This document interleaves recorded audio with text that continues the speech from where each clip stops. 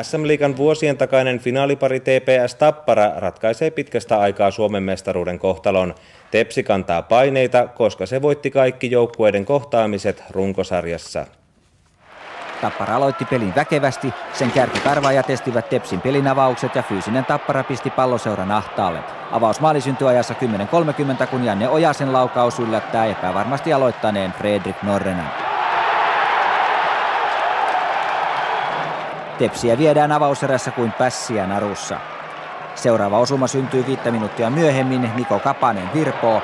Jussi Tarvainen kiittää Namu maalilla. Tappara johtaa jo 2-0. Norrena tuntee kosmista yksinäisyyttä. Toiseen erään TPS saa unelma-alun. Teemu Elomo vapauttaa Kimmo Rintasen, joka liruttaa onnellakin kiekon Jussi Markkasen kautta verkkoon. TPS kaventaa 1-2, kun erä on pelattu vain 38 sekuntia. Toinen erä on ensimmäistä tasaisempi. TPS tasoitusta odotellessa puree oma koira, kun Marko Mäkinen marssii TPS-maalille ja viimeistelee Tapparalle 3-1 johdon. Ottelun tuomarilinja salli fyysisen pelin. Tämä sopi mainiosti Tapparalle. Nopeita turkulaishyökkäjiä palautettiinkin tämän tästä varsin tylysti maan pinnalle.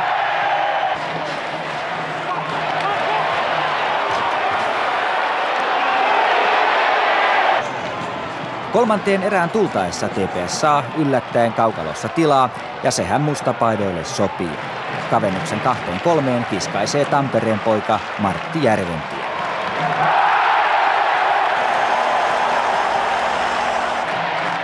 Vain runsas minuutti edellisestä ja Toni Virta näyttää, kuinka tahtomaali tehdään.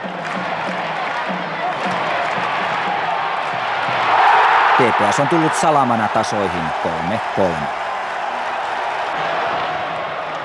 Ottelun ratkaisu tulee tässä.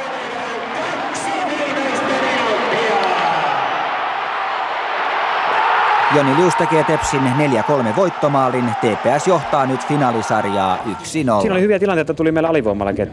Ja siinä näki, että mun mielestä Tapparan pojat oli aika paljon väsyneempiä kuin me. Mutta se oli taas tämä peli, että tässä on taas 2 päivää seuraava. Tänään täytyy vaan aloittaa samalla lailla, mitä Turussa ja jatkaa vaan loppuun saakka. Voiko tuosta kolmannen erän takaiskusta jotain jopa oppia tähän päivään? No ilman muuta, että ei tämmöinen varovainen peli sovi meille. Kyllä meidän täytyy pelata ihan omaa peliä loppuun saakka. Vauhdilla ja sunnuntain tapaan Ojanen ja Tappara loppuun myydyssä Hakametsän hallissa aloittivatkin. Vain 0,5 minuuttia ehti pelikoille näyttää, kun Alan Kote antaa namusyötön maalin takaa ja Jani Hassinen vie kotijoukkueen 1-0 johtoon. Seuraavan maalin Martti Järventie muistaa pitkään. Super Moka omalla siniviivalla ja Jaakko Ulbek kuittaa hienosti ohi Fredrik Norrenan ja Tappara jo 2 maalin johtoon. Lisämaaleja ei erässä nähty, mutta todella tasokasta kiekkoa finaalijoukkueet tamperelaisyleisölle tarjosivat. Sama tahti jatkui myös toisessa erässä. Korkealla ja tauotta karvannut Tappara ei antanut tuumaakaan periksi, vaikka TPSkin pääsi peliin mukaan. Erän loppupuolella Marko Ojanen törmäsi täydellä vauhdilla maaliltaan vastaan tulleeseen Norrenaan, mutta tilanteesta selvittiin säikähdyksellä. Kolmanteenkin erään Tappara tulee kuin höyryjuna. TPS:n niittinä kuitenkin loistavasti tässäkin tilanteessa vastaan tullut Norrena. Joka tilanteeseen ei kuitenkaan TPS-vahti ehtinyt etenkään komean Tappara-pyörityksen edessä. Kolmatta erää on kulunut 5 minuuttia, kun Marko Ojanen pääsee tekemään jo 3-0 osuman isännille. Maali jäi erittäin tasokkaan kiekkoottelun viimeiseksi. Finaalisarja etenee nyt tasatuloksessa 1-1 ja seuraavan kerran pelataan torstaina Turussa. Ensimmäisten pelisekuntien aikana tuntui, ettei TPS parin vuorokauden aikana ole kyennyt kikkoja Tapparan kurissa pitämiseen keksimään ja tunnetta vain vahvisti jo ajassa 1-0-4 tullut maali. Marko Ojanen antaa sen perinteisen namusyötön ja Aleksander Parkovilla on suorastaan helppo työ viedä joukkueensa 1-0 johtoon. Tämän jälkeen Fredrik Norrena osoittaa, että avausmaalista huolimatta hän on latautunut otteluun täysillä. Tapparalla 3 perättäistä maalipaikkaa, mutta Norrena torjuu. Ja suoraan edellisen jälkeen menossa TPS. Marko Tuokko tekee miehen työn ja kiekko yläpesään ohi maissa olleen Jussi Markkasen. Turkulaiskatsomon riemuksi TPS on tasoittanut tilanteen 1-1. Tilanteita erässä riitti vaikka muille jakaa. Kavennusmaalin jälkeen Tappara pyörii jälleen väkkärän lailla TPS-maalilla, mutta ilman tulosta. Ja nyt näyte numerolla 32 pelaavan Kimmo Rintasen pelisilmästä. Kiekko ei kuitenkaan saada maaliin saakka.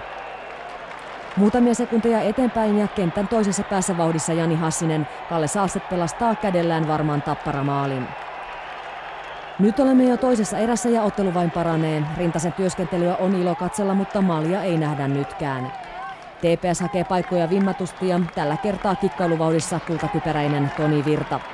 Ja jälleen kerran hienoa ottelua pelaava Jussi Markkanen on kiekon edessä. Kun erä on pelaamatta vain minuutin verran, TPS vielä yrittää ylivoimalla. Jouni Loponen syöttää ja Kalle Saastetin veto uppoaa maaliin ja samalla on syntynyt myös finaalien ensimmäinen ylivoimaosuma. Helpottava onnistuminen TPS-kapteenille ja kolmanteen erään tilanteesta 2-1. Erän puolivälissä Janne Ojanen ajaa Mikko Rauteen päälle.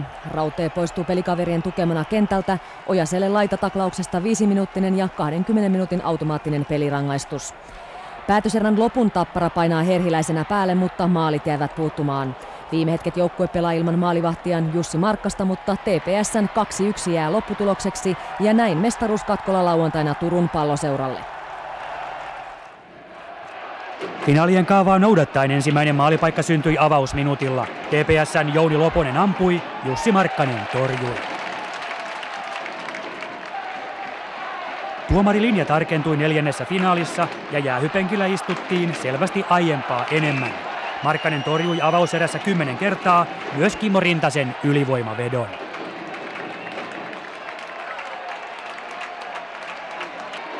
Tässä Markkasen taidot toteaa puolestaan Toni Virta. Tappara haki ottelun vauhtia kokoonpanon muutoksin. Tero Lehterä siirrettiin Aleksander Barkovin ketjun laitaan. Muutos toimi. Barkov vapautti komeasti Lehterän. Tämä ampui sydämensä kyllyydestä Tapparan 1-0 johtoon. Tästä pinnat Tapparan valmennustiimille. Kyllä tämmöiset pienet muutokset aina niin vaikuttaa jonkun verran. Että toivottavasti se jatkuu samalla mitä tämä ensimmäinen erä meni. Toisin kävi. Toisessa erässä TPS-vahti Fredrik Norrena torjui vain 4 kertaa. Tässä rakennellaan tasoitusta. Tappara hölmöili vaihdossa ja Martti Järventie vapautti komeasti Niko Kapasen, peli tasan 1-1.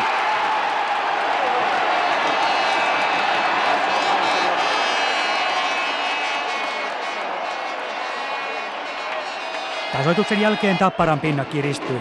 Ensin Arto Kuki sai hieman kyseenalaisesti 2 minuuttia kiinni pitämisestä. Tuukka Mäntylä puolestaan olisi ansainnut pelirangaistuksen tästä rumasta laitataklauksesta. TPS pelasi toista minuuttia 5-3 vastaan, mutta ilman maalia. Erän viime sekunneilla Jussi Markkanen torjui vielä komeasti Toni Virran laukauksen. Päätöserään lähdettiin 1-1 lukemista. Tuohon saataisiin vain muutama onnistuminen siihen, mä luulen, että rupeaa ylivoimakin toimimaan. Onko niin, että tämän vuoden SM-liigan kiekkoa on tasan eräjäljellä? No toivottavasti on näin, että...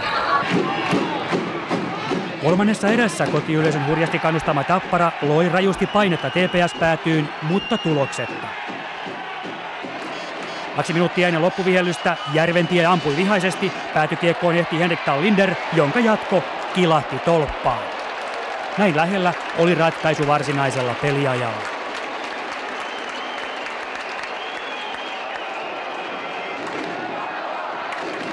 Ensimmäistä jatkoerää ehdittiin pelata 3 minuuttia, kun TPS rakensi hyökkäyksen. Ville Vahalahti lyö kiekon päätyyn ja kapteeni Kalle Saalstedt päättää tämän kevään SM-finaalit TPS Suomen mestariotteluvoitoin 3-1. Tämä on turkulaisten 3. perättäinen Suomen mestaruus. Hetkellä kun punalampu syttyi riemu myös vaihtoaitiossa. Totta kai, eihän triplamestaruus voi jättää ketään kylmäksi. Kentällä riemuitsee saman aikaan runsaat 20 pelaajaa. Monille heistä mestaruus 3. perättäinen, toisille täyttymyspettymysten jälkeen. Sen lisäksi, että palkinnon työstä Kanadan maljan, jota tässä nostaa kapteeni Kalle Saalstedt, saivat pelaajat, sen sai myös päävalmentaja Hannu Jortikka. Mies, joka 2 triplansa myötä on jo lajinsa legenda ja silti menestyksen salaisuus on niin yksinkertainen.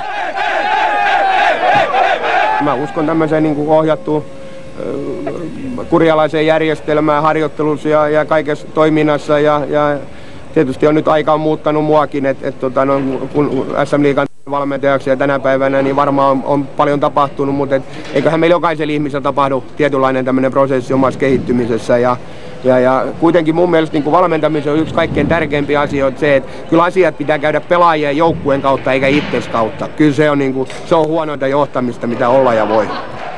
Jortikka jättää valmentajatehtävät, sillä TPS:n valmentaja